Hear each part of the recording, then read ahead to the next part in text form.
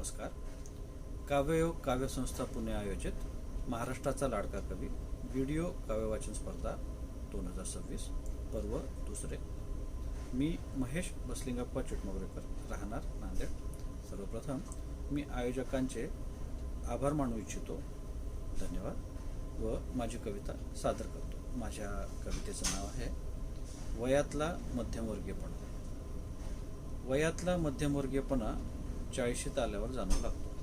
वयातला मध्यमवर्गीयपणा 40शीत आल्यावर जाणवू लागतो. इथे नाही सिनियर असल्याचं रिझर्वेशन, नाही ज्युनियर असल्याचं कन्सिडरेशन. मीपणाचा इगो काही जात नाही. झुकून कामे करायची सवालच पैदा होत नाही. केस काळे केले कितीही पोटकाय दाबून धरवत नाही. फेसयोग करून दमलो जरी डबल चिन काही केल्या जात नाही. काहीने लावलं दाबून पॅन्टचं बक्कल, डोक्याचं त्यांच्या झालंय कधीच टक्कर. दात तसे आहेत अजून शाबूत, मिशीत चांदी वाढली थोडे बहुत. दूरदृष्टी बरी चाली, जवळची अक्षर थोडी पुसटशी झाली. कान कसे आहेत एकदम तल्लख, नशीबच आपलं बाबा कफल्लक. लक्षात माझ्या खूप काही